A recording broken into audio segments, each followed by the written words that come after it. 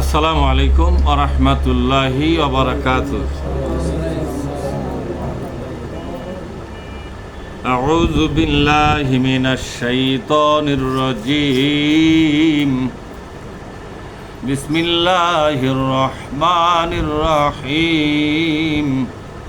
ইন্না রাব্বাকুমুল্লাহুল্লাযী খালাকাস সামাওয়াতি ওয়াল আরদা خلق السماوات والأرض في 6 أيام ثم استوى على العرش يدبر الأمر ما من شفيع إلا من بعد إذنه ذلكم الله ربكم فاعبدوه أفلا تذكرون। আমরা আল্লাহর দরবারে শুকরিয়া আদায় করি বলি আলহামদুলিল্লাহ। সালাত এবং সালাম বিশ্বনবীর প্রতি সাল্লাল্লাহু আলাইহি ওয়াসাল্লাম। সম্মানিত কোরআন প্রেমিক দ্বীনী বন্ধুগণ, আমি আপনাদের সামনে পবিত্র কোরআনের 10 নম্বর সূরা ইউনুস, এই সূরার 3 নম্বর আয়াতটা আমি পড়ে শোনালাম। আসুন এই 3 নম্বর আয়াত থেকেই আজকের এই আলোচনা অব্যাহত থাকবে, বলেন ইনশাআল্লাহ। ওমা তৌফিকি ইল্লা বিল্লাহ। আল্লাহ পাক বলছেন, ইন্না রাব্বাকুমুল্লাযী, নিশ্চয় তোমাদের রব তিনিই হবেন। এই দুনিয়াতে মানুষ মানুষের রব হয়ে গেছে, মানুষ মানুষের রব হয়ে গেছে। যেমন ফেরাউন ছিল মিশরের জনগণের রব, নমরুদ ছিল ইরাকের জনগণের রব, আবু জেহেল ছিল সৌদি আরবের রব। রব মানে হলো যার আইনে দেশ শাসন হয়, যার কথাই আইন, যার জ্ঞান বুদ্ধি থেকে আইন তৈরি হয়, সে আইন দিয়া দেশ জাতি শাসন হয়। এই জন্য তাকে আরবিতে কি বলা হয়? রব। রব মানে হচ্ছে যার বিধান কার্যকর থাকবে, যার বিধানে মানুষ তার জীবন এবং সমাজ, সংসার, দেশ এবং জাতি শাসিত হবে, সেই বিধানদাতাকে আরবিতে বলা হয় রব। কি বলা হয় আরবিতে? রব বলা হয়। বলেন তো, বিধানদাতা হিসাবে বাংলাদেশে কায়েম কে হয়ে আছে? আল্লাহ। আল্লাহর বিধান এই দেশে কায়েম আছে? তো যার বিধান কায়েম আছে সে রব হয়ে আছে। আমার কথা বুঝতে পারছেন? যাদের বিধানে আদালত চলে, যাদের বিধানে সংসদ চলে, যাদের বিধানে অর্থনীতি চলে, ব্যাংক বিমা চলে, যাদের বিধানে দেশের সার্বিক ব্যবস্থাপনা পরিচালিত হয়, সেই বিধানদাতারাই হলো বাংলাদেশের কি? আল্লাহ পাক বলছেন, ও দুনিয়াবাসী, ইমানের শর্ত হলো রব আগে ঠিক করতে হবে। রব তুমি মানবে কাকে? নামাজের বিধান যিনি দিবেন তিনি নামাজের রব, ঠিক না? রাষ্ট্র চালাবার বিধান যিনি দিবেন তিনি রাষ্ট্রীয় রব। কিন্তু আমাদের আল্লাহ কি শুধু নামাজের রব? না, সব ব্যাপারে রব। কিন্তু সব ব্যাপারে তার রবগিরি আছে না? আল্লাহ পাকের রবগিরি খতম করে ফেলাছে একদল রাজনীতি আলারা, ঠিক না? এদের কাছ থেকে দেশ এবং রাষ্ট্র হাতে নিয়ে আল্লাহকে রব হিসাবে এখানে প্রতিষ্ঠা করতে হবে। আল্লাহ পাক বলছেন রব কি হবে? এখন দেখো, এগুলো শর্ত যদি কেউ পূরণ করতে পারে সে রব হবে, অসুবিধা কি? রব হওয়ার জন্য আল্লাহ একটা শর্ত দিলেন, সংজ্ঞা, ডেফিনেশন। সেটা কি? ইন্না রাব্বাকুমুল্লাহুল্লাযী খালাকাস সামাওয়াতি ওয়াল আরদা ফি 6 আইয়াম। তোমাদের রব সে আল্লাহ পাক যিনি আকাশ এবং জমিনকে সৃষ্টি করেছেন মাত্র 6 দিনে। যখন কয় দিনে? মাত্র 6 দিনে আকাশ এবং জমিনকে সৃষ্টি করেছেন। যদি কেউ রব হতে চায়, এরকম একটা আসমান, এরকম একটা জমিন, সাগর মহাসাগর, খালবিল নদী নালা, গাছ গাছালি, পাখিরা এবং পানি, আলো বাতাস, চন্দ্র সূর্য নক্ষত্র, এগুলো 6 দিনের মধ্যেই বানাতে হবে, তাহলে রব হতে পারবে। কেউ যদি রব হতে চাও তাহলে এইগুলো জিনিস 6 দিনে বানাও। 6 দিনে কে 6 কোটি বছরও বানাতে পারবে? একটা আমের পাতা সৃষ্টি করে পারবে কেউ? একটা দুবলার ঘাস, একটা পিঁপড়া কেউ তৈরি করতে পারবে? তো 6 দিন কি? আল্লাহ পাক বলছেন, রব হতে চাও যদি আকাশ এবং পৃথিবী তোমরা 6 দিনে বানাও। দেখি রব হতে পারো কিনা। যদি বানাবার না পারো তাহলে রবগিরি ছেড়ে দাও। রবগিরি, যা রব হওয়ার যোগ্যতা আছে তাকেই রব হওয়ার জন্য রাস্তা খুলে দাও, ঠিক না? আল্লাহ পাক বলছেন, এই আসমান এবং জমিন আমি সৃষ্টি করেছি মাত্র কয় দিনে? 6 দিনে সৃষ্টি করেছি। সুম্মাস্তাওয়া আলাল আরশি, এরপরে 7ম দিনে আমি আরশে সমাসীন হয়ে গেলাম। তার মানে সৃষ্টি করার সমস্ত কাজ আমি শেষ করার পরে 7ম দিনে আমি আর কোনো কাজে হাত দিলাম না। কোনো কাজে হাত, এখান থেকে কিন্তু সপ্তাহ তৈরি হয়ে গেল। আল্লাহ পাক বুঝাবার জন্য এখানে ব্যবস্থা করলেন, তোমরা সপ্তাহের 6 দিন পর্যন্ত ব্যস্ত থাকবে। আমি সৃষ্টিকর্তা, সৃষ্টির কাজে ব্যস্ত। আর তোমরা তো সৃষ্টিকর্তা নয়, তোমরা সংসার চালাবার কাজে 6 দিন লাগাবা। ইনকাম করবে, রেজেক রুজি অন্বেষণ করবে, সংসার করবে, চাকরি করবে কয় দিনে? আর একটা দিন তোমরা ছুটির জন্য রেখে দিও। কিসের জন্য? সুম্মাস্তাওয়া আলাল আরশি, এরপর আল্লাহ পাক আরশে সমাসীন হলেন। এখন আরশটা যে কত বড় আমরা তো জানি না, তবে বর্ণনার মধ্যে পাওয়া যায় 7 আকাশ এবং 7টা জমিন আল্লাহ পাকের আরশে আজিমের তলে সামান্য একটু অংশ জায়গা নিয়ে আছে। তাহলে আরশটা কত বড় হবে? 7 আকাশ এবং 7টা জমিন আল্লাহ পাকের আরশের নিচে একটু জায়গা নিয়ে আছে। তাহলে আরশে আজিমটা কত বড় হবে? কোনো কল্পনা করা যায়? আল্লাহ পাক তার উপরে সমাসীন হলেন। হয়তো প্রশ্ন করতে পারেন, এই বাকি 6 দিন তিনি কোথায় ছিলেন? 7ম দিনে আরশে উঠলেন, তাহলে বাকি 6 দিন কোথায় ছিলেন? সৃষ্টি তিনি করতেছেন হুকুম দিয়া দিয়া, কোথায় বসে বসে তিনি এটা করতেছিলেন? এই কথাগুলো হচ্ছে রহস্য দিয়ে আবৃত করা। এই স্বরূপটা আমরা আসলে জানি না, যেরকম ঠিক না? কোথায় ছিলেন? যেখানে থাকার কথা সেখানেই ছিলেন, এই কথা বলা ছাড়া আর উপায়? আল্লাহ পাকের যেখানে থাকলে তার সম্মান মর্যাদা ঠিক থাকবে সেখানেই ছিলেন। তিনি প্রকাশ করেন নাই যে কোথায় ছিলেন। যেহেতু তিনি প্রকাশ করেন নাই, আমরা আর পিছনে আর দৌড়াবো না জানার জন্য। যে পর্যন্ত জানাছেন, দ্যাটস এনাফ ফর মি, আর দরকার নাই, এটাই যথেষ্ট আমার জন্য, ঠিক না? এবার আরশে সমাসীন হওয়ার পরে ইউদাব্বিরুল আমর, তিনি তার নির্দেশগুলো জারি করলেন। কোন সুবহানাল্লাহ। তিনি তার শাসন কার্য চালান শুরু করলেন। অর্থাৎ যা সৃষ্টি করেছেন, ছোট্ট একটা পিপিলিকা থেকে শুরু করে বিশাল ফেরেশতা পর্যন্ত, মাটি, পানি, বাতাস, চন্দ্র সূর্য নক্ষত্র, গ্যালাক্সি, নিহারিকা, ছায়াপথ আছে না এগুলো? এই পৃথিবী এবং মহাশূন্যের ভিতরে, মহাকাশের ভিতরে যা কিছু দেখা যাচ্ছে, বোঝা যায়, সব কিছুকে ভিন্ন ভিন্নভাবে নির্দেশ জারি করে দিয়া সবগুলোকে চলমান করে দিলেন আল্লাহ রব্বুল আলামিন। ওই সেই দিন থেকে সূর্য চলে আল্লাহর নির্দেশে, ওই সেই দিন থেকে চাঁদ চলে আল্লাহ পাকের নির্দেশে, গ্রহ নক্ষত্রগুলো চলে আল্লাহ পাকের নির্দেশে। চলছে, এটা চলছে না? এটা চলছে। লাশামসু ইয়ামবাগি লাহা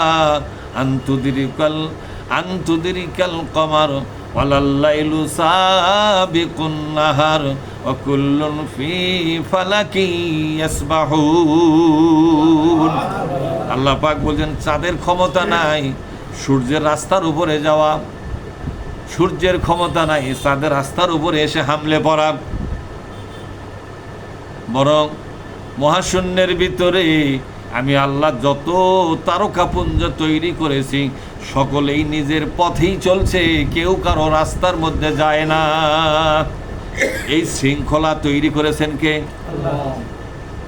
ওই যে সৃষ্টির শুরুতে তিনি নিয়ন্ত্রণ নিচ্ছেন, আজও তার নিয়ন্ত্রণেই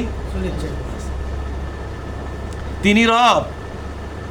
এগুলো যিনি করতে পারেন তিনি কি? তিনিই তো রব। ফেরাউন বলেছিল, ও মুসা বলো বলো, আমি তো মিশরের জনগণের রব, তুমি আবার কোন রবের কথা বলো, তার পরিচয় দাও। তুমি যে রবের কথা বলতেছো তার পরিচয় কি? মুসা আলাইহিস সালাম জবাব দিয়েছিলেন, জবাবটা এত সুন্দর হয়েছিল, আল্লাহ পাক মুসার জবাবটাকে কোরআনের আয়াত বানায়া দিয়েছে। আল্লাহ পাক বলছেন, আমার মুসা কি জবাব দিল শোনো, রব্বুনাল্লাযী আ'তা কুল্লা শাইইন খালকাহু সুম্মা হাদা। আল্লাহু আকবার। আল্লাহ পাক বলছেন, আমার মুসা জবাব দিল, ও ফেরাউন, তুমি জানতে চাও আমি যে রবের কথা বলি তার পরিচয় কি? আমার রবের পরিচয় হলো এই যে আকাশ এবং জমিন যা তুমি দেখতে পাও সবগুলো একাই সৃষ্টি করেছেন এবং সবগুলোকে একাই পরিচালনা করতেছেন, সকলের জন্য ভিন্ন ভিন্ন জীবন ব্যবস্থা দান করেছেন। যিনি এগুলো করেছেন তিনি শুধু আমার রব, আমি তার কথাই বলতেছি। সুতরাং তোমার মতো কোনো মানুষ মার্কা লোক আমার রব নয়। ইব্রাহিম আলাইহিস সালামকে নমরুদ প্রশ্ন করলো, আমি তো ইরাকের জনগণের রব, তুমি আবার কোন রবের কথা বলতেছ? তুমি আবার কোন রবের কথা বলতেছ? ইব্রাহিম আলাইহিস সালাম জবাব দিয়ে দিলেন, ও নমরুদ, আমার রব তিনি বাঁচাতে পারেন এবং মারতে পারেন, বাঁচাবার এবং মারার ক্ষমতা আমার রবের হাতে আছে, আমি সেই রবের কথা বলি। নমরুদ জেলখানা থেকে 2 আসামি নিয়ে এসে এক জব করে আর এক দেশে ছাড়িয়ে বলতেছে, দেখো তো আমি তো রব হতে পারি, এই যে আমি বাঁচাই দিলাম আর কাউকে মারে দিলাম, তাহলে এই গুণ থাকলে যদি রব হয় এই গুণ তো আমার মধ্যেই আছে। এই গুণ কার মধ্যে আছে? তোর বলুন। নমরুদের মধ্যে আছে, প্রমাণ করে দিল আমি রব হওয়ার যোগ্যতা রাখি। এবার ইব্রাহিম আলাইহিস সালাম বললেন, এই কয় নম্বর ব্যাককেল থালে? এই কি বুঝলো? এই জব করা এটা কি জীবন দেওয়ার জীবন নেওয়া? এটা হলো, এটা তো অপরাধ। এটা কি জোরে বলুন? এই অপরাধ করল। তিনি জবাব দিলেন, নমরুদ রে, আমার রব আর একটা ক্ষমতা রাখেন। বলে, বলো সেটা কি? প্রতিদিন সকালবেলা ওই বিরাট আকাশে সূর্যটা পূর্ব দিক থেকে ওঠে, পশ্চিম দিকে চলে যায়, পশ্চিম দিকে ডোবে, পূর্ব দিকে ওঠে এবং পশ্চিমে ডোবে, পূর্বে ওঠে এবং পশ্চিমে ডোবে। তিনি আমার রব, তিনি আমার রব। এই কথা বলার পর তো তুমি এখন চেষ্টা করে দেখো তো উল্টা দিকে ওঠান যায় কিনা। তুমি পশ্চিমে তোলো আর পূর্বে ডুবাও, তুমি তো রব দাবি করতেছ, তাহলে তুমি তো পারবে নাকি? চেষ্টা করে দেখো পারো কিনা। তোমার তো রব, তুমি তো পারবে, এবার চেষ্টা করে দেখো। কি করে দেখো? ফাবুহিতাল্লাযী কাফার, বলেন ফাবুহিতাল্লাযী কাফার। এই লোকটা তখন একেবারে নিরুত্তর হয়ে গেল, জবাব আর নাই। সে মনে করলো এত বড় একটা প্রশ্ন করেছে, এর জবাব তো আমার কাছে, তাহলে এই ক্ষমতা যদি তোমার মধ্যে না থাকে, তাহলে এই গুণ না থাকলে তো রব হতে পারবে না। আসামি দূরে ধরে নিয়ে সেটা জব করে আর একটা ছাড়িয়ে দিয়ে রবের গুণ হয়ে গেছে তোমার মধ্যে, কারণ সূর্যের উপরও তোমার ক্ষমতা চালাও। তিনি তখন বললেন, ইব্রাহিম, এই দুনিয়ার মাটির উপর আমার ক্ষমতা চলে, আকাশের মধ্যে আমার কোনো ক্ষমতা নাই। ইব্রাহিম আলাইহিস সালাম বলেন, নমরুদ, আসমান আর জমিনে সমানভাবে যার ক্ষমতা চলে তিনি আমার রব, অন্য কাউকে রব বলে আমি মানি না। সুবহানাল্লাহ বলেন। তাহলে রব হতে গেলে শর্ত হলো সৃষ্টিকর্তা। কি হওয়া লাগবে জোরে খান? সৃষ্টিকর্তা হতে হবে। আকাশ এবং জমিন 6 দিনে বানাতে হবে, তাহলে রব হতে পারবে। অন্যথায় রব হতে পারবে না। আল্লাহ তাআলা বলছেন, আমার আল্লাহ 6 দিন আসমান জমিন সৃষ্টি করার পরে আরশে সমাসীন হলেন, সেদিন আর কোনো কাজ করলেন না, শুধু তার শাসন কার্য চালালেন। এই কথার দ্বারা আল্লাহ পাক প্রমাণ করে দিলেন, ও দুনিয়াবাসী, 7 দিনের 6 দিন ইনকাম করিও, দাপাদাপি করিও, রিজিক রুজি অন্বেষণ করিও, একটা দিন তোমরা ছুটি ভোগ করিও। ওই ছুটির দিনে একটা বড় ইবাদত তোমাদেরকে দিলাম, জুমার নামাজ। কিসের নামাজ জোরে বলুন? জুমার নামাজ। সেই দিনে কোনো কাজ কাম করা যাবে না, সকাল থেকে জুমা পর্যন্ত পরিষ্কার পরিচ্ছন্ন হবে, নখ কাটবে, অবাঞ্ছিত চুলগুলো সাফ করবে, শরীরটা পরিষ্কার করবে, কাপড় চোপড় পরিষ্কার করবে। খুযু যিনাতাকুম ইনদা কুল্লি সালাহ, বলেন খুযু যিনাতাকুম ইনদা কুল্লি সালাহ। প্রত্যেক নামাজে তোমরা সৌন্দর্য ধারণ করো। তার মানে হলো নামাজের সময় সুগন্ধি লাগাও। বিশ্বনবী বলেন, শুক্রবারের দিন সকালবেলা সকাল সকাল গোসল করল, সুগন্ধি ব্যবহার করল, একটু আর্লি আগে আগে জুমার ঘরে চলে গেল, জুমাকে সম্মান করার জন্য জুমার মধ্যে চলে গেল। আল্লাহ পাক জুমার প্রতি সম্মান করার কারণে আল্লাহ পাক ওই লোকের জীবনের সগীরা গুনাহ সব একসাথে মাফ করে দিবে। অথচ শুক্রবারে সকালে আমাদের কাজ শুরু হয় আরো বেশি, ঠিক না? আল্লাহ দিয়েছে ছুটি, আমাদের কাজ হয়ে যায় বেশি।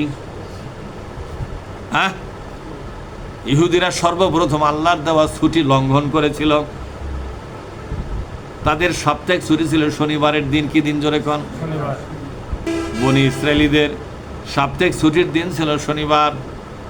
তারা ছিল মাঝিম আল্লাহর জাতি, মাছ মেরে খাচ্ছিল, মাছ মেরে বিক্রি করতেছিল। তাদেরকে বলা হলো, সপ্তাহের 6 দিন তোমরা কাজ কাম করবে, আর একটি দিন তোমরা ছুটি ভোগ করবে।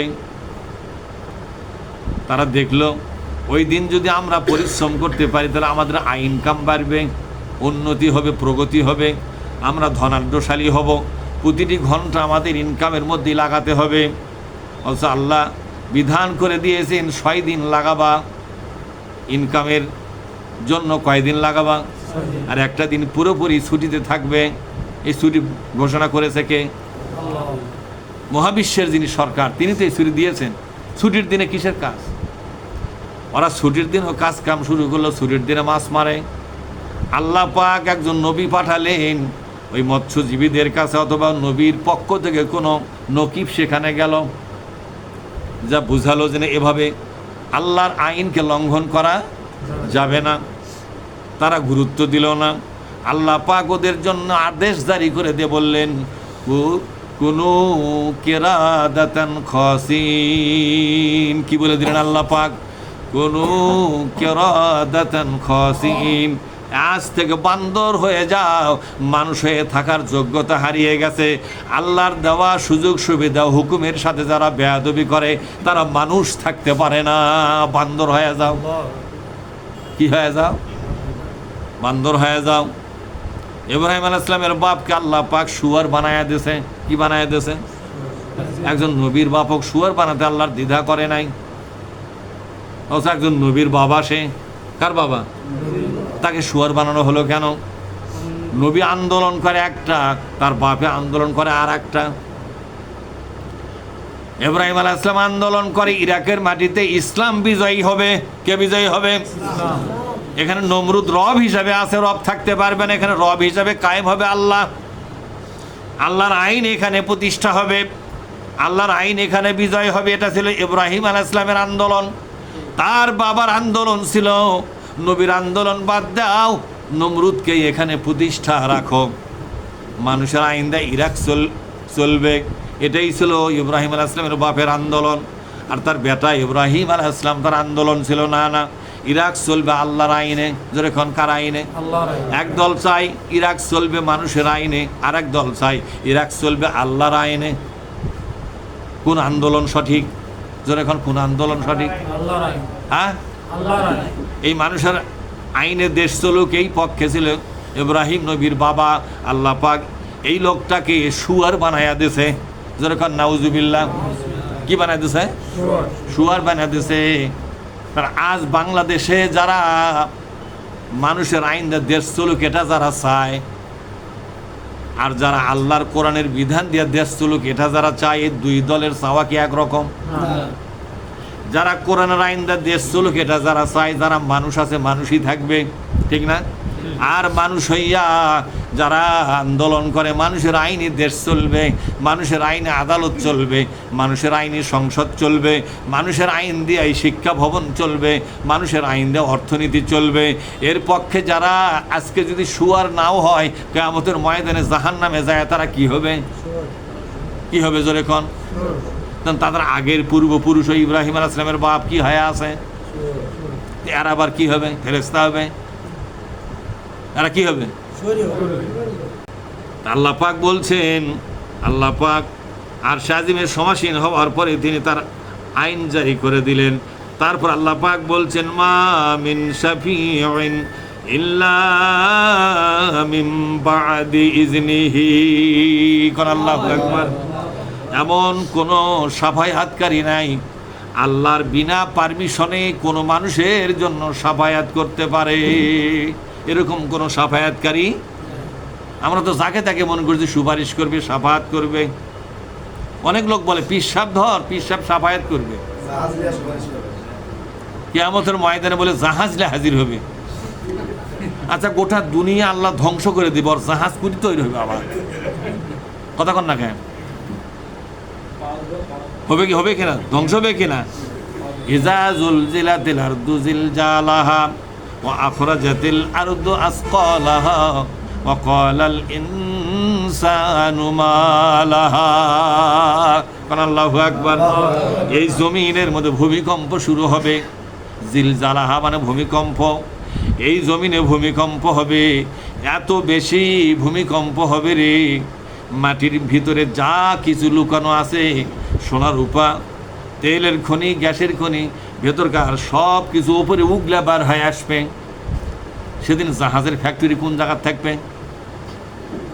হ্যাঁ, ইলা জাহাজ। আবার এক জায়গায় বলছে, ইজাস সামাউন ফাতারাত ওয়া ইজাল কাওয়াকিবুন তাসারাত। আকাশটা ফেটে যাবে, গ্রহ নক্ষত্রগুলো কক্ষ থেকে জমিনের উপর ছিটে পড়বে। কি হবে জোরে কন? জমিনটা ঢাকা যাবে একবারে পড়তে পড়তে, ওই সূর্যটা জমিন ঢাকা যাবে। ওয়াইজাল আরদু মুদ্দাত, এই জমিনটা আরো বেশি লম্বা হবে, এই চাপা খায়া খায়া কি হবে? বিশ্বনবী বলেন, এই জমিনটা রুটির মতো, রুটি যেমন পেলে পেলে লম্বা করা হয়, জমিনের উপরে চাপ খাতে খাতে, সূর্যের চাপ, চাঁদের চাপ, গ্রহ নক্ষত্রের চাপ খেতে খেতে জমিনটা চ্যাপ্টা হয়ে যাবে। পাহাড় থাকবে না, পর্বত থাকবে না, নদী নালা খাল বিল উঁচু নিচু সব সমান হয়ে যাবে, একবারে একটা সমান রুটির মতো হয়ে যাবে। যেরকম সুবহানাল্লাহ। এখানে জাহাজের ফ্যাক্টরি কোন জায়গায় থাকবে? আয়াতুল কুরসি কেন বিখ্যাত? আয়াতুল কুরসির মধ্যে আল্লাহ কি বলেছেন? মানজাল্লাযী, বলেন, মানজাল্লাযী ইয়াশফাউ ইনদাহু ইল্লা বিইজনিহি। কে আছেন এমন ক্ষমতা নিয়া আল্লাহর হুকুম ছাড়া ইচ্ছা করে অন্যের সাফায়াত করবে? এই ক্ষমতা আমি কাকে দিয়েছি? নাম বলো তো, কে আছে এরকম? সাহাবারা বলেন, ইয়া রাসূলুল্লাহ, কিয়ামতের দিন আপনিও কি ইচ্ছাধীনভাবে সুপারিশ করতে পারবেন না? নবী আমার বললেন, না রে না, আমি বিশ্ব নবী মুহাম্মদুর রাসূলুল্লাহ সাল্লাল্লাহু আলাইহি ওয়াসাল্লাম, আমিও আমার ইচ্ছাধীন সাফায়াত করতে পারবো না। তাহলে আপনার সাফায়াতটা কেমন করে হবে? নবী আমার বললেন, সাফায়াত করার জন্য আমার কাছে লিস্ট আসবে। কি আসবে জোরে কন? যে নামগুলো আমাকে দেওয়া হবে, শুধু আল্লাহর দেওয়া নামগুলোরই আমি সাফায়াত করতে পারবো। ইচ্ছা করে নতুন কোনো ব্যক্তির নামে আমি সাফায়াত করতে পারবো না। আর আমি নবী জানি না, আমি নবী জানি না কার নামটা আমার কাছে সাফায়াতের জন্য জমা দেওয়া হবে। আমি নবী আজও জানি না। সুতরাং তোমরা নিজের আমল বাড়াও, আল্লাহরে সন্তুষ্ট করো। আমি নবী জানি না আমার হাতে কার সাফায়াত হবে, নবী জানে না তার হাতে কার কার সাফায়াত হবে। অনেক পীর সাহেব জানে, সবগুলো মুরিদদের বলে সাফায়াত করবে। শালা কয় নম্বর সিটার পিরিয়ডে? হাদিস কোরআনের সাথে এর কোনো মিল যেরকম মিল আছে নাকি? নবী আমার বলেন, আমি তো জানি না আদৌ আমি জানি না কার কোন কোন মানুষের সাফায়াত আমি নবীর হাত দিয়া হবে, তবে আল্লাহ পাক যাদেরকে আমার হাতে সাফায়াত করার জন্য দিবেন, তখন আমি জানতে পারবো এই লোকগুলোর সাফায়াত আমার হাত দিয়া হবে, তখন জানতে পারবো, এর আগে পর্যন্ত জানি না। তিনি পারিবারিক বৈঠক ডাকলেন, আহলে বাইতদেরকে ডাকলেন, ইমাম হাসান হোসেন থেকে শুরু করে আলী এবং ফাতেমা এবং আরও অন্যান্য সকল সদস্যবৃন্দ সেখানে থাকলেন, জামাইরা থাকলেন। তিনি তাদেরকে ডেকে বললেন, ও পরিবারের লোকজন শোনো, আমি নবী মুহাম্মদ রাসূলুল্লাহ, তোমাদের বাবা, তোমাদের নানা, তোমাদের শ্বশুর, এই পরিচয় দিয়া কিয়ামতের দিন কোনো লাভ হবে না। কত বড় কথা, হ্যাঁ, কত বড় কথা। এ কথা খুব সহজে শোনা যায়, কিন্তু আর ওজন কত, এ কথার লোড কত। মৃত্যুর পরে ফেরেশতাদের সামনে আমি মুহাম্মদ রাসূলুল্লাহর পরিচয় দিয়ে কোনো লাভ হবে না। আমি নবীর মেয়ে, আমি নবীর নাতি, আমি নবীর জামাই, আমি নবীর স্ত্রী, এ হাজারটা পরিচয় দিয়ে কোনো লাভ হবে না। এই মালু ইয়া ফাতেমা, এ ফাতেমা তোমরা আমল করো। কি করো? জোরে কর। এ আমল করো, আমার দ্বারা তোমাদের কোনো কল্যাণ যদি হয় আল্লাহ সেটা করায় নেবে, কিন্তু নিজেরা চেষ্টা করে আমার নাম ভাঙ্গাইয়া কোনো লাভ হবে না। বিশ্বনবী এই কথা বলে গেছেন। আর পীরেরা মুরিদদেরকে বলে, চিন্তা করিস না, আমি আছি। এমনকি কব্বরের মধ্যে গেলে খালি পীরের নামটা স্মরণ করবো, ফেরেশতা উঠে দৌ মারবে।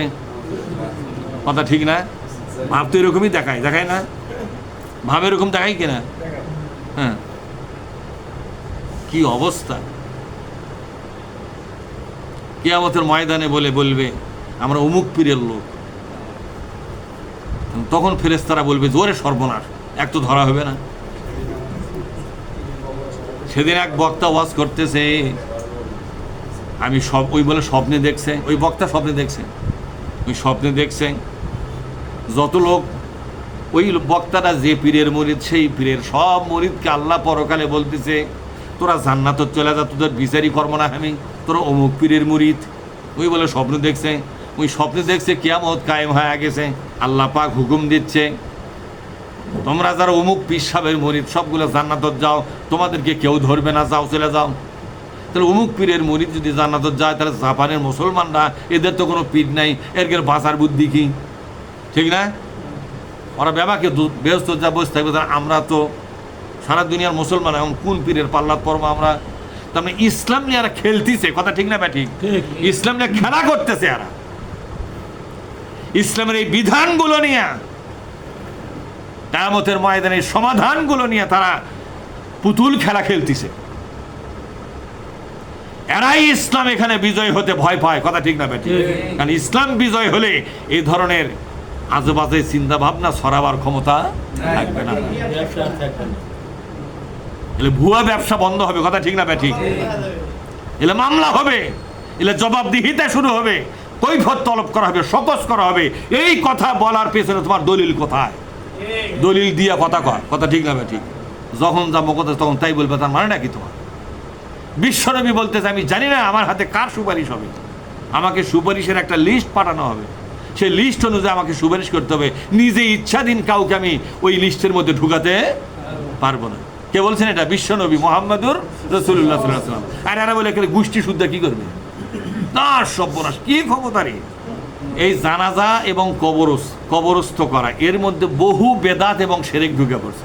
এটা হলো এই যারা বললো, এটা হলো যে আমাদের ইমাম সাহেব ওনাদের মানে বহু শিরক বেদাত ঢুকে পড়ছে।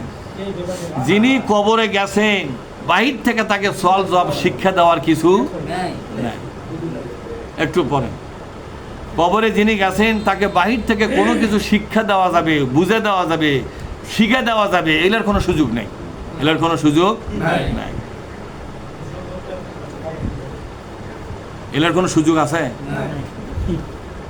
কারণ বাহিরের লোকের কোনো কথা কবরের লোক শুনতে পায়, বাহিরের লোকের দ্বারা শুধু উপকার হবে দোয়া করা।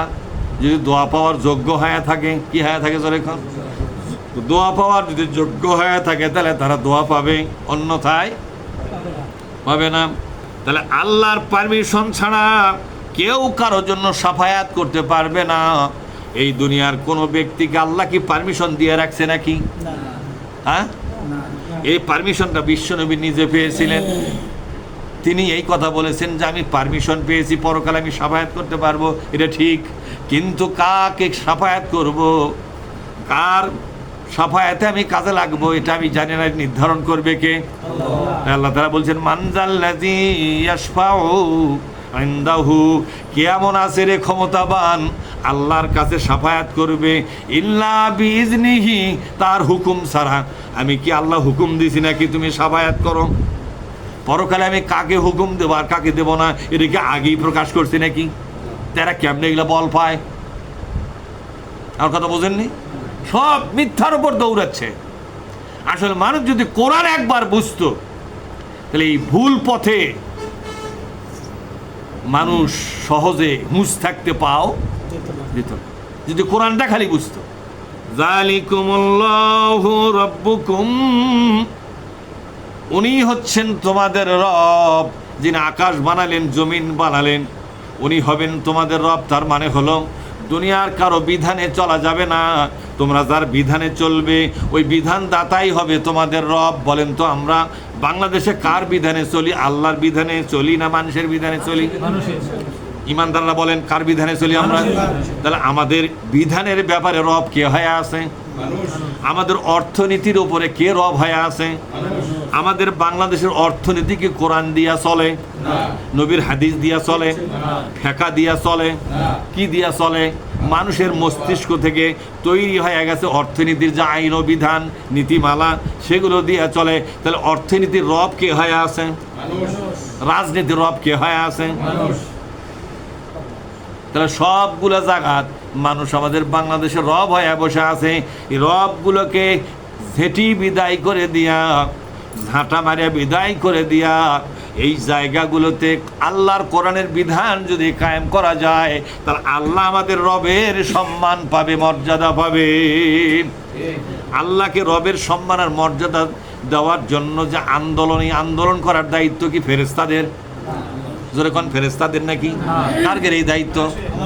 তা আপনারা সে দায়িত্ব পালন করেন। বেহেশত লিবার চাচ্ছেন কার কাছ থেকে? বেহেশত আপনার কি জন্য দিবে? বলেন কি জন্য দিবে আপনাকে বেহেশত? আল্লাহ কি বলেছেন? আপা হাসিবিতুম আন তাদখুলুল জান্নাতা, বলেন আপা হাসিবিতুম আন তাদখুলুল জান্নাতা, ব্যক্তিগত পর্যায়ে কিছু ইবাদত করেছ। এই আয়াতটা সাহাবাদেরকে কেন্দ্র করে নাজিল হয়েছিল। কাদেরকে? সাহাবাদেরকে। সাহাবারা দুই ভাগ হয়ে গেল। এখন কয় ভাগ? এক ভাগ সাহাবা বলা শুরু করলো আমরা ব্যক্তিগত পর্যায়ে কিছু ইবাদত বন্দেগী করতেছি, যেমন নামাজ পড়ি নবীর পিছনে। কার পিছনে? আচ্ছা, নবীর পিছনে নামাজ পড়ার ভাগ্য ভালো না খারাপ? বিশ্ব নবীর পিছনে এক ওয়াক্ত নামাজ পড়লে, আমাকে বাংলাদেশের কেউ যদি এক ওয়াক্ত নামাজ পড়ে পেলে হয়নি, ওই তো আসমানে চলে আসলে হয়নি, ঠিক না? যে আমাকে চিনিস, আমি বিশ্ব নবীর পাশে এক ওয়াক্ত নামাজ পড়েছি, মানে দেখে কথা কষে না, ঠিক না? ওই কোনো চেয়ারও ঠিক মতো বসবে চাইলে হয়নি, তোটা উলে চেয়ার সোনা দে চেয়ার বানাতে, তাও বসি কিনা আমি বিশ্ব নবীর পাশে এক ওয়াক্ত নামাজ পড়েছি। এ কথা কন না কে? বিশ্বনবীর স্বপ্নে দেখলে তারই গরমে থাকা, কথা কয় না রে, বিশ্বনবীর স্বপ্নে দেখছে তারই গরমে থাকা যায় না। আর বিশ্বনবীর সাথে জ্যাঁতা অবস্থায়, জীবন্ত অবস্থায় এক ওয়াক্ত নামাজ পড়লে ওর সাথে আর কেউ পারবে? ওই কোনো মৌলবিকার টাইম দিবে? ওই কাবার ইমামকে গণবে না, দেখ কাবার ইমাম আমি বিশ্বনবীর সাথে নামাজ পড়ে তার হাতের সাথে হাত লাগে মুসাফাকের কোলাগুলি করছি, এ বুকের সাথে বিশ্বনবীর বুক লাগিছে, কি রে কাবার ইমামের টাইম আছে নাকি? কথা ঠিক না ভাই? আর আল্লাহ পাক কি বলছেন? ও নবীর সাহাবাগণ শোনো শোনো, তোমরা যারা ব্যক্তিগত পর্যায়ে ইবাদত বন্দেগী করতেছো, জিকির আজকার করতেছো, তাহাজ্জুদ পড়তেছো, পাঁচ ওয়াক্ত নামাজ জামাতের সাথে পড়তেছো, ফরজ রোজা নফল রোজা করতেছো, জিকিরে ফিকিরে চলতেছো, ঠিক না? জিকির ফিকির করতে কি কারোর সাথে যুদ্ধ করা লাগে? এটা কিন্তু এমন একটা আমল, এই আমল যদি আপনি করেন ইবলিসও আপনার শত্রু হবে না। ইবলিসের কি ঠাকা পড়ছে আর জিকির আলাগ শত্রুতা করবে? ওরা তো ইবলিসের কোন রাজ্যর কোনো ক্ষতি। ইবলিসের রাজ্য কাক বলা হয়? যে রাজ্যে চলবে মানুষের বিধান, এই রাজ্যকে বলা হয় ইবলিসের রাজ্য। জোরে কোন কার রাজ্য? যেই দেশে চলে মানুষের বিধান, যে দেশে আদালতগুলা চলে মানুষের বিধান দিয়া, সংসদ চলে মানুষের বিধান দিয়া, ব্যাংক এবং বীমা অর্থনীতি চলে মানুষের বিধান দিয়া। এই রাজ্যকে বলা হয় শয়তানের রাজ্য, ইবলিসের রাজ্য। তো কোনো ব্যক্তি যদি জেকের করে তাহলে এই রাজ্যের কোনো ক্ষতি হবে না। কিন্তু যেই আসে কোনো লোক বলবে আল্লাহর আইন ছাড়া কারো আইন আমরা এই দেশে চলতে দেবো না, ইবলিস তখন কোমর বান্ধে লাগা পরে কে রে কি তো আমার রাজ্যের কাম সারবে, এই কথা কন নাকি আপনারা? তাহলে জেকের নামাজ এগুলো কি ইবলিসের কোনো শত্রুতা? আপনি যেই বলবেন রাজ্য চলবে আল্লাহর বিধান দিয়া, কোনো মানুষের বিধান দিয়ে রাজ্য চলতে পারে না, ইবলিস তখন কান খাড়া করে যে কাম তো সারছে ব্যামাক ইবলিস হোক দেখা এ চ এদের সাথে লাগা হোক, এই তো আমাকে রাজ্য শেষ করবে রে। তখন আমরা কাম করলাম, বলছে হ্যাঁ আমরা লাগবো, হ্যাঁ মাংসক লাগাই দে, ঠিক না? বলে মাংস কাক লাগাই দেবো, আগে মৌলবি হ্যাঁ মৌলবির বিরুদ্ধে মৌলবি লাগাই দে, কতক্ষণ না খায় করতেছে কিনা? এটা একদল টুপিওয়ালা বলে ইসলামী রাজত্ব চাই, এ রাজ্যে ইসলাম কায়েম হোক, এটা আমরা চাই। আর একদল টুপিওয়ালা মৌলবি বলতেছে ইসলাম নিয়ে কোনো রাজনীতি করা যাবে না। তাহলে এই যারা বলে ইসলাম নিয়ে কোনো রাজনীতি করা যাবে না, এই মৌলবি কার দালাল? এজন্য এখন কার দালাল? এই মৌলবি হলো ইবলিসি রাজ্য কায়েম থাকুক তারই পক্ষে সাহায্যকারী। এই মৌলবি না ইবলিসের পাঁচাটা গোলাম? ভাই দিলওয়ার ভাইটা কি দেয় ইবলিসের গোলাম কিনা তাই বলেন? এই যে বলতেছে ইসলাম নিয়ে কোরআন নিয়ে রাজনীতি করা হবে না, তাহলে কোরআন বাদ দিয়ে রাজনীতি করবো কে? ইসলাম বাদ দিয়ে পায়খানা করা জায়েজ নাই, কতক্ষণ না? ইসলামের ফায়সালা হলো পায়খানার যখন যাবা, পায়খানার দরজায় প্রথম আগে বাম পাও দিবে, ডান পাও পেছনে থাকবে, একটা দোয়া পাঠ করবে, আছে না দোয়া? আল্লাহুম্মা ইন্নী আউযু বিকা মিনাল খুবসি ওয়াল খাবাইস। একজন করছে খুবসে মানে কি? কি মানে? করছে খুবসে মানে খুব জোরে আগা লাগছে, তার নাম ব্যাকেল। এই খুবসুর মানে সেটা? খুবসুর হচ্ছে খাবিস থাকে, কার থেকে জোরে খাবিস মানে আমার ভেতরে নাপাক আছে, এই সকল নাপাক দূর করার জন্য আল্লাহ আমি দৌড়াচ্ছি, তুমি আমাকে সাহায্য করো। আল্লাহর কাছে কি চাচ্ছে? বলছে পায়খানা চাপ পেলে ওগুলো কর মন থাকে। মুসলমানরা যতই চাপত থাকুক কিন্তু ইসলামের কথা ভুলে যাবে না। ওই ক্যাঙ্কা মুসলমান হাকবের চাপ পেলে ইসলামের বিধান ভুলে যায়, বলছে ডান পাও না বাম পাও আগে যাবে, আমি হুঁশি পাই না। রে কি মুসলমান রে, ওই আমল করে? ওই আমার একটা নাম মোনাজাত করতেছে, আল্লাহ তোমার জান্নাতুল ফেরদৌসটা দিয়ে তো, কি বলে জান্নাতুল ফেরদৌস দিবে? ব্যাককেল কথাকার। ঠিক, এ তো পায়খানা ঢোকারে আদব জানে না, ব্যস্ত দিলে তো সেরো যা লাভ দে পড়বি, কথা ঠিক না? ফেরেস্তা তো নোংরা করতে কাটছে রে, রেখে উল্টো মুখে লাভ বাড়ছে, পাগল কুমার থাকার। আদব কায়দা শিখাচ্ছে কে? আল্লাহ পাক নবী এবং রসুলের মাধ্যমে আল্লাহ পাক দুনিয়াবাসীকে শিষ্টাচারিতা শিক্ষা দিয়েছেন। যেরকম সুবহানাল্লাহ। তাহলে কি বোঝা গেল? ইসলাম ছাড়া কি পায়খানা করা যায়? ইসলাম বাদ দিয়ে রাজনীতি করা যায়, কাম করা হয়? আপনি স্ত্রীর কাছে যাবেন, সেখানে ইসলাম আছে না নাই? সব জায়গাতে তো ইসলাম। একটা শিশু জন্ম হচ্ছে, সেখানে ইসলাম আছে না নাই? তার কানে আজান দাও, সুন্দর একটা নাম রাখো, এলে ইসলাম না? তাহলে জন্ম থেকে মৃত্যু পর্যন্ত কবর ঢুকানোর সময়ও কিন্তু ইসলাম। কাল্লা কোন দিকে থাকবে, উত্তরে না দক্ষিণে, এলে বিধান কোথায় আছে? ইসলামে। কাবা দিকে থাকবে না পূর্ব দিকে থাকবে, মাথা এবং মুখ, এটা কোন দিক কোথায় এই বিধান পাওয়া যাবে? ইসলামে। তাহলে জন্ম থেকে মৃত্যু পর্যন্ত সব কাজের ব্যাপারে বিধান আছে কোথায়? রাজনীতি আবার ইসলাম বাদ দেখে আমরা হয়? ইসলামকে ওই জায়গা দুর্বল নাকি? আল্লাহ কি ওই জায়গা দুর্বল হয়ে গেছে যে আমি রাজনীতি ব্যাপারে তেমন একটা বুঝি না, বা আমি আল্লাহ হলে কি হবে, তোরা ওটা ঠিক করে লিস, কতক্ষণ না খায়? আল্লাহ কি কথা কইছে যে রাজনীতির বেলায় কিন্তু আমি তেমন একটা বুঝি না, এই জন্য রাজনীতির কোনো কথা কোরআনের মধ্যে আমি দেইনি, ওরা তোরা নিজেরা ঠিক করে লিস, আমার মাথা দিয়ে আমার ধরিনি। আল্লাহ বলছে কথা? শালা মরিয়া দেখ, খালি তোর চামড়া খুলে হলে দেবে ফেলে, সারা কথা ঠিক না? বাদ্দাল না হুম জুলুদান গয়রা, চামড়া খুলে দেওয়া হবে। কে বলেছে? চামড়া খুলে দেওয়া হবে তোমার। রাজনীতির ব্যাপারে তুমি আল্লাহ অমান্য করে নিজেরা রাজনীতি করবে, নিজেদের বিধান তৈরি করে রাজনীতি করবে, এই রাজনীতি করার অনুমতি কোনো মুসলমানকে আল্লাহ দেয় না। এই অনুমতি তুমি কোথা থেকে পেয়েছো? বেয়াদব কথাকার। ইসলামের রাজনীতি করবো না, কাউকে করতেও দেবো না। হাই বাপের বাড়ির সম্পত্তি। এরা মনে করে যে আমরা যারা কোরআন নিয়ে রাজনীতি করি আমরা মনে হয় এই দেশে ঘর জামাই, ঠিক না? বলেন তো আমরা ঘর জামাই? আমরা ভাড়াটিয়া?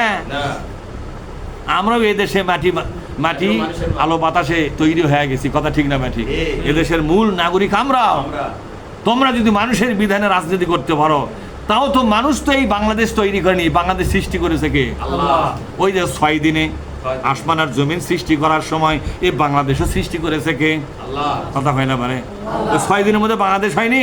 তা আল্লাহর সৃষ্টি করা বাংলাদেশের মধ্যে আল্লাহর আইনে রাজনীতি করা বাদ দিয়ে তুই মানুষেরটা শুরু করছো কে? কারণ কি? কে এই বাংলাদেশ তৈরি করছে রে? আল্লাহ। আল্লাহ পাক বলছেন উনি তোমাদের আল্লাহ, যিনি 6 দিনে আসমান জমিন তৈরি করেছেন। 6 দিনে কি করেছেন জোরে বলুন? আসমান আর জমিন তৈরি করেছেন 6 দিনে। তিনি তোমাদের আল্লাহ, ফাবুদুহু, তার আইনগুলো মেনে নাও। কে বলেছেন? আল্লাহ। তার আইন মেনে চলো। ফাবুদুহু, এই কথা স্বীকার করার পরে তার আইন মানতে তুমি বাধ্য। ঠিক। আল্লাহ আমাদের রব, এই কথা যদি আপনি স্বীকার করেন, তার আইন মানতে আপনি বাধ্য। তার আইনের বাইরে আপনি যেতে পারবেন না। আফালা তাযাক্কারুন, আর কতদিন লাগবে তোমার শিক্ষা নিতে? আফালা তাযাক্কারুন, তোমরা কি আলোচনা থেকে শিক্ষা নিবা না? যাদের কপাল ভালো তারা শিক্ষা নিবে, কথা ঠিক না? সায়াযাক্কারু মান ইয়াখশা, বলেন আমার সাথে, সায়াযাক্কারু মান ইয়াখশা। আল্লাহ পাক বলছেন সূরা আলার ভিতরে, জোরে কোন সূরার মধ্যে? সূরা আলা, সাব্বিহিসমা রাব্বিকাল আলা। এই সূরার মধ্যে আল্লাহ বলছেন আমার কোরআন থেকে শিক্ষা তারাই নিবে, আমার কোরআনের শিক্ষায় শিক্ষিত হইয়া এই আদর্শ তারাই ধারণ করবে যাদের কলিজার মধ্যে আমার জাহান্নামের ভয় ঢুকে গেছে, আমি আল্লাহর গজবের ভয় ঢুকে গেছে, আমি আল্লাহর লানতের ভয় ঢুকে গেছি, আমি আল্লাহর রাগ এবং ক্ষোভের ভয় ঢুকে গেছি, আমি আল্লাহর পক্ষ থেকে তাকে কষ্ট দিব, দুঃখ দিব, জাহান্নামে জ্বালাবো, এই চিন্তা নিয়ে অস্থির হয়ে গেছে যারা, তারাই শুধু কোরআনের আলোচনা শোনার পরে পুরো আলোচনাটাই তারা গ্রহণ করবে। কে বলেছে? আল্লাহ। দেখছেন, আপনাদের কলজের মধ্যে যদি আল্লাহর ভয় না থাকে, আপনার দ্বারা আল্লাহর কোরআন আলোচনা যতই শোনেন আপনি তো গ্রহণ করতে পারবেন না। আপনাদের কলজের মধ্যে জাহান্নামের ভয় আছে? কার কার আছে একটু হাত তুলে দেখান তো। ইনশাআল্লাহ। জাহান্নামের ভয় আছে? যাক আলহামদুলিল্লাহ। এই ভয় যাদের আছে, আল্লাহর গজবের ভয় আছে? আছে। বলেন তো আল্লাহ কি এই দুনিয়াতে আপনার গজব দিতে পারে কি পারে না? এই ভূমিকম্প আল্লাহর গজব না? অবশ্যই অতিবৃষ্টি, অনাবৃষ্টি, এগুলো গজব নয়? অবশ্যই ফসলের স্বাদ উঠে গেছে, এগুলো গজব নয়? অবশ্যই। আর সমানে পোকা লাগতেছে, ওষুধ দিয়েও পোকা ছাড়ান, এরকম আছে না? এমন কিছু ওষুধ নামছে, ওষুধ দিলে পোকা মরার তো দূরের কথা, ওষুধ খায়া পোকারও শক্তিশালী হয়েছে, আছে না? তো এখন তখন আবার ওষুধের দোকানদার বলে কি জানেন, এই ওষুধে রেজিস্ট্যান্স হয়ে গেছে, এই ওষুধ এখন ওই পোকার জন্য ভিটামিন হয়ে গেছে, এটা হবে না, আটা লিয়া যাও। এই আটা করতে করতে আলুর টাকা ব্যামাক শেষ, কথা ঠিক না? হ্যাঁ, আলু ব্যাগ খালু। ধানত লাগছে কারেন্ট পোকা, কত জাতের পোকা। ধান লাগান থেকে কাটার আগ পর্যন্ত পোকা মারার ওষুধ দেওয়া হয় কিনা জোরে কম? এটা গজব কিনা? আল্লাহ ইচ্ছা যদি করে মুহূর্তের মধ্যে গোটা বাংলাদেশকে পোকা মুক্ত করতে পারবে কিনা? কিন্তু আল্লাহর রহমত এবং বরকত আসুক, সেটা তো আপনি ব্যবস্থা করেন নাই, কারণ আপনি চলেন মানুষের বিধানে। ব্যক্তিগত জীবনে ইবাদত বন্দেগী করার সময় আল্লাহর আইন মেনে চলেন। যেই না ব্যক্তিগত ইবাদত শেষ হয়ে গেল, দুনিয়ার কর্মকাণ্ড শুরু হয়ে গেল, সেই সময় আপনি আল্লাহর আইন বাদ দিয়ে মানুষের আইনেই চলা শুরু করলেন। এটাই হলো আল্লাহর সাথে বিশ্বাসঘাতকতা করা। কি করা জোরে বলুন? বিশ্বাসঘাতকতা করা। এখন বলেন তো, বিশ্বনবীর সাহাবীদেরকে লক্ষ্য করে আল্লাহ পাক বলেছিলেন, ও নবীর সাহাবাগণ শোনো শোনো, ব্যক্তিগত পর্যায়ে ইবাদত বন্দেগী করার পর যারা মনে করেছো এগুলো ইবাদত তোমাদেরকে জান্নাতে নিয়ে যাবে, এটা তোমাদের ভুল ধারণা। এটা তোমাদের কি? দেলোয়ার ভাই, ভুল ধারণা। তার কোরআনের আয়াতটা শুনবেন না?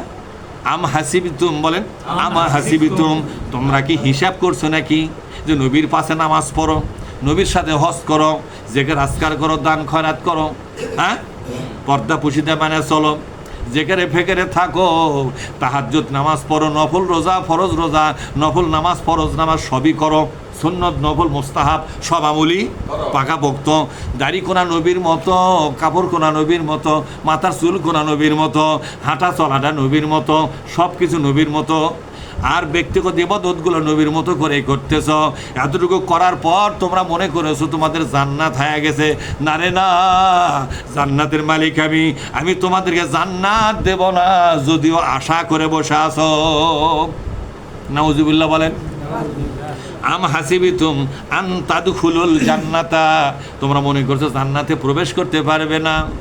ওয়ালাম্মা বলেন, ওয়ালাম্মা ইয়ালামিল্লাহুল্লাযীনা জাহাদু মিনকুম ওয়া ইয়ালামাস সাবিরিন, যতক্ষণ পর্যন্ত তোমাদেরকে জিহাদ করতে না দেখব, অর্থাৎ রাজনীতির ময়দানে, দেশের ভিতরে আমার কোরআনটাকে, আমার দেওয়া জীবন ব্যবস্থাটাকে, আমার নবীর সুন্নাতকে রাষ্ট্রীয়ভাবে, কিভাবে জোরে কন, রাষ্ট্রীয়ভাবে প্রতিষ্ঠিত করার জন্য জীবন বাজি রাখার যে আন্দোলন, যে সংগ্রাম, যে জেহাদ, এই জেহাদ না করা পর্যন্ত তোমার জন্য আমি জান্নাতের দরজা খুলব না। তাহলে সাহাবারা কয় দল হয়ে গেছিল? 2 দল। এক দল নবীর সঙ্গে ইবাদত বন্দিগিও করে, আবার জেহাদও করে। একটু খেয়াল করেন এদিকে, নবীর সাথে ইবাদত বন্দিগিও করে, আবার জেহাদও করে। জেহাদ করা মানে বোঝেন, সরকারিভাবে, রাষ্ট্রীয়ভাবে আল্লাহর কোরআন বিধানটাকে কায়েম করা এবং কায়েম হওয়ার পরে সেটা মজবুত করে ধরে রাখা, যাতে এটা কেউ নষ্টবিষ্ট করতে না পারে। আল্লাহর আইন দিয়ে দেশ চলবে, এটা নিশ্চিত করা। আল্লাহর আইন দিয়ে আদালত চলবে, এটা নিশ্চিত করা। এই দেশের সব জায়গায় কোরআনের বিধান কায়েম হবে, এটাই হলো তাদের আন্দোলন। নবীর সাথে নামাজও পড়ে, রোজাও করে, হজও করে, জাকাতও দেয়, দান খরাতও করে, টুপিদারি জুব্বা সব ঠিক আছে, আতরও মাখে। আবার নবী যখন ডাক দেয়, জীবন নিয়ে, সম্পদ নিয়ে জেহাদের ময়দানে ঝাঁপিয়ে পড়ে। এরা গেল এক দল সাহাবা। সাহাবাদের মধ্যে আর এক দল সাহাবা এরকম হয়ে গেল, তারা জেহাদ বাদ দিয়ে সব ইবাদত করে। জেহাদ বাদ দিয়ে, কারণ জেহাদ করতে গেলে জীবন যাওয়ার ভয় আছে। কিসের ভয় আছে? সম্পদও যায়, জীবনও যায়, সম্পদও যায়, জীবনও যায়। এই ভয়ের চোটে ওই কাজটা তারা ছেড়ে দিয়েছে। তারা মনে করলো হঠাৎ করে কোনো একটা সময় আমার বউ বিধবা হয়ে যাবে, আমার বউ কী খাবে, বউয়ের চিন্তায় ব্যস্ত। হঠাৎ করে আমার ছোটো বাচ্চাগুলো এতিম হয়ে যাবে, এদের অভিভাবকগুলো আর কেউ থাকবে না। হঠাৎ করে আমার বাবা মা সন্তান হারা হয়ে যাবে, এদের আপন বলতে আর কেউ থাকবে না। এগুলো চিন্তায় হঠাৎ করে দেখা যাবে এই সংসার ধ্বংস হয়ে গেছে, আমি নাই, পশুগুলা নাই, বাগান বাড়ি নাই, সব উজাড় হয়ে যাবে। বন্ধ করে থোয়া লাগবে যাতে করে দেখবেন না পারে। আমার কথা বুঝতে পারছেন? এই চিন্তা করতে করতে তারা জেহাদের কাজটা কি করছে? যখন কি করছে? সারা দিছে। আল্লাহ কি বলছেন? জিহাদ না করা পর্যন্ত কোন বান্দাকে আমি জান্নাত দেব না। কার কথা? আল্লাহর কথা। বিশ্বাস করেন কারা দেখি? কারা বিশ্বাস করেন? ইনশাআল্লাহ। মাহবুব বিশ্বাস করো না? ইনশাআল্লাহ। তুমি হাত তোলো না? বিশ্বাস করেন আপনারা? তাহলে আপনারা সারা দিনের মধ্যে জিহাদ কয় ঘন্টা করছেন? আপনারা বলেন, কয় ঘন্টা করছেন জিহাদ? জিহাদ মানে হলো আল্লাহর কোরআন কায়েমের জন্য সাংগঠনিকভাবে দলবদ্ধ হয়ে আমিরের নেতৃত্বে আপনাকে এই বাংলাদেশে চরম চেষ্টা করতে হবে। এই চেষ্টা যদি আপনি, জিহাদ মানে কি মারামারি করা? না না না, জনগণের মধ্যে এই দাওয়াতটা দিতে হবে যে ভাইরা আসেন, বাংলাদেশ চলবে কোরআন দিয়া, আমরা এই পক্ষে সবাই লড়াই করি। ঠিক না ব্যাটিক?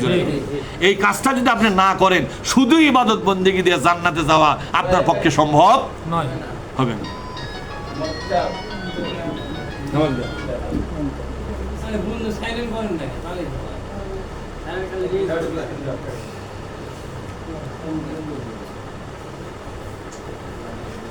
আর কর্ম শেষ।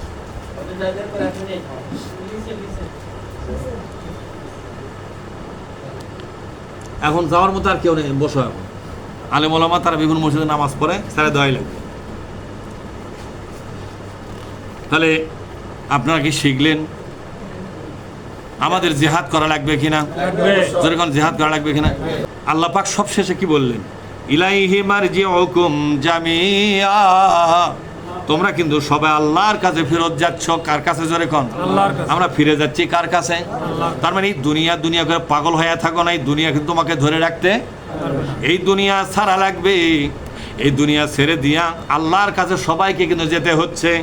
জিহাদ যারা করবে না তারাও কিন্তু আল্লাহর কাছেই যাবে, আর যারা জিহাদ করবে তারাও কিন্তু যাবে। আচ্ছা, আপনাদেরকে একটা প্রশ্ন করি, একটু চিন্তা করে জবাব দেন। আপনাদের মতোই কি আমরা নামাজ পড়ি না? করি কথা কেন পারে? করি সকল মুসলিম যেভাবে নামাজ পড়ে, আমরা যারা জেহাদ করি তারাও কি সেভাবে নামাজ পড়ি না? তাহলে আপনাদের যত ইবাদত আমাদের ততগুলোই তো ইবাদত আছে, কিন্তু আপনাদের ইসলামী আন্দোলন নাই, আমাদের ইসলামী আন্দোলন আছে। তাহলে আমরা ইসলামী আন্দোলন, এটা হলো বাংলা কথা, বাংলায় বলা হয় ইসলামী আন্দোলন, আর আরবিতে বলা হয় জেহাদ ফি সাবিলিল্লাহ। তাহলে আমরা আপনাদের মতো সব ইবাদতের পাশাপাশি কি আছে?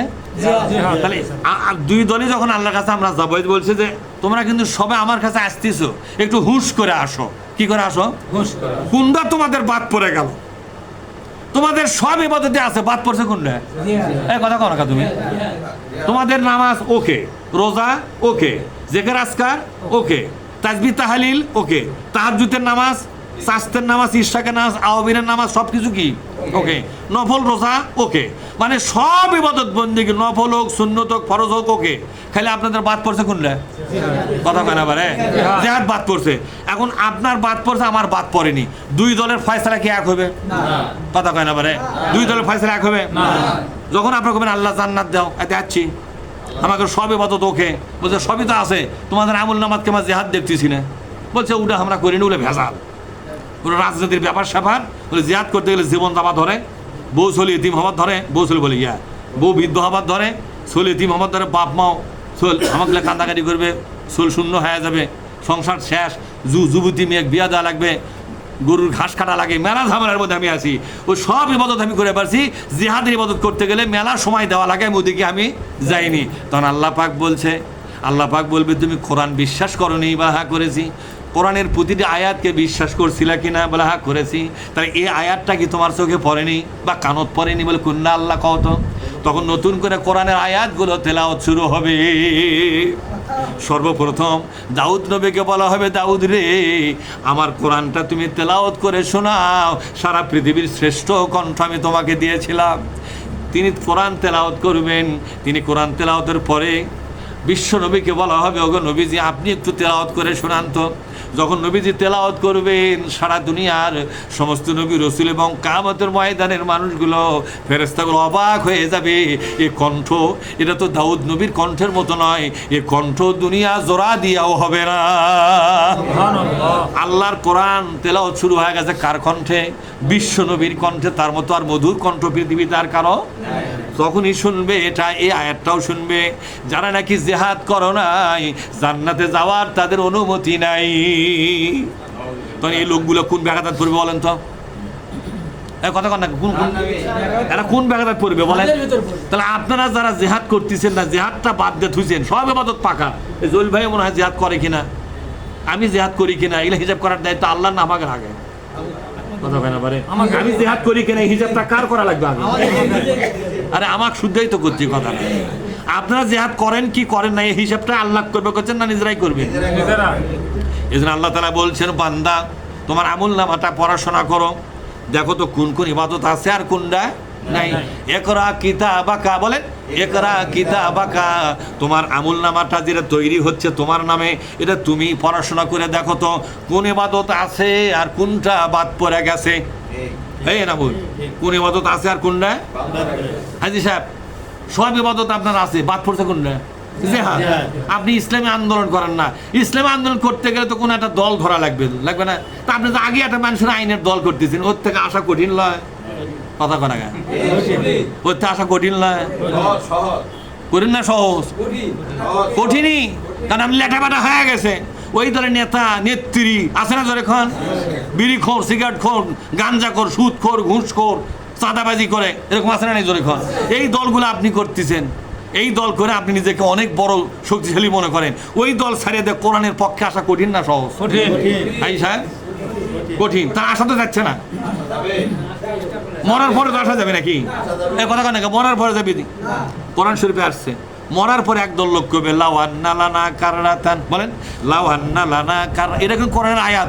মরার পরে যখন দেখবে আমার আমল নামার মধ্যে জিহাদ নাই, জান্নাতের অনুমতিও, তাহলে এটা কি হলো? নামাজ পড়েছি, বেহেস্তের চাবি নিয়ে বসে আছি, কিন্তু জামাত তো যায় না। ওই খোলমো কেমন করে করছে, তোমার জিহাদ বল না, তো সরো। তাহলে কি তুমি সরে দাও, বলে চাবি চাবি টাবি শুদ্ধ সরে যা, এই কথা কন না খায় বলছে আমার চাবি আছে, চাবি শুদ্ধ সরে যা, তোর জিহাদ নাই, তোর জান্নাত হবে না। আরে চাবি তো জান্নাত গেলে তা আবার খুলবু তুই, কথা ঠিক না? কিন্তু ওই পথে যাওয়ার তো অনুমতি লাগবে, একটা ইবাদত থাকলে অনুমতি হয়। ওই ইবাদতের নাম হলো জিহাদ ফি সাবিলিল্লাহ। ওই জিহাদ নাই, তোর অনুমতিও সোজা কথা এটা। মন খারাপ হলো আপনাদের? না। আল্লাহ তাআলা বলছেন শোনেন, ওয়াদাল্লাহি হাক্কা, আল্লাহ যা ওয়াদা করেছে তা কিন্তু বাস্তবায়িত হবেই হবে। আল্লাহ যা ওয়াদা করছে সেটা বাস্তবায়িত কিন্তু হবেই হবে। আল্লাহ ওয়াদা করেছে ব্যক্তিগত ইবাদতের সাথে জিহাদ নামক ইবাদতটা যাদের আমল নামার মধ্যে পাওয়া যাবে, আমি আল্লাহ ওয়াদা দিলাম তাদেরকে আমি জান্নাতে যাওয়ার অনুমতি দিব। ইয়াগফির লাকুম যুনুবাকুম ওয়া ইউদখিলকুম জান্নাতিন তাজরি মিন তাহতিহাল আনহার। কোন আল্লাহু আকবার। যারা জিহাদ করবে আমি আল্লাহ তাদেরকে জান্নাতে যাওয়ার পারমিশন দিয়ে দিব। আর যারা জিহাদ ছাড়িয়া গেছে, অন্য ইবাদত 16 আনা, জিহাদ আছে 0 আনা। অন্য ইবাদত কি? এই মাহবুব, অন্য ইবাদত কি? 16 আনা। আর জিহাদের খাতা 0 আনা। এই লোকটাকে বলা হবে জিহাদ নাই, তোমার জান্নাতে যাওয়ার কোনো পারমিশন নাই। তখন এরা বলবে কি শুনছেন? লাওয়ান্না লানা কাররাতান, বলেন লাওয়ান্না লানা কাররাতান। একটা বার চান্স দিলে হয় নাকি? আল্লাহ আল্লাহ কি দিচ্ছে? চান্স চাচ্ছে। কয়বার চান্স চাচ্ছে? লাওয়ান্না লানা কাররাতান। কাররাত মানে একটা বার চান্স দাও। আল্লাহ বলবে চান্সটা কি করবে? বলে ফাকুনান্না মিনাস সালিহিন। যারা গোটা দেশ সংশোধন করার জন্য, কোরআন দিয়ে সাজাবার জন্য, কি দিয়া জোরে কম, এই দেশটাকে বাতিল মুক্ত করে, তাগুত মুক্ত করে, মানুষের আইন মুক্ত করে গোটা দেশ কোরআন দিয়ে সাজাবার জন্য এই সংশোধনী আন্দোলন যারা করে গেছে, এটাই তো জিহাদ, এটাই তো জিহাদ। আল্লাহ কথা দিলাম ওই জিহাদটা করে তারপরে আসবো, খালি একটা বার চান্স দাও। একটা বার কি যাচ্ছে? আচ্ছা বলেন, কিয়ামতের দিন আবার চান্স দিবে? তো ও যদি চান্স দিবে আর চায়, তাহলে আর একটা পৃথিবী বানান লাগবে না?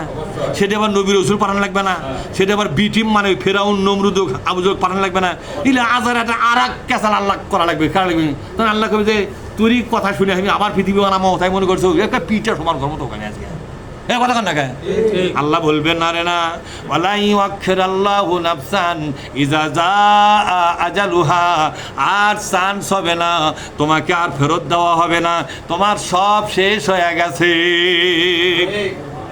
তাহলে আপনারা বলেন, এই জিহাদ করতে রাজি আছেন আপনারা? ইনশাআল্লাহ। কারা কারা রাজি একটু দেখান তো, কারা রাজি?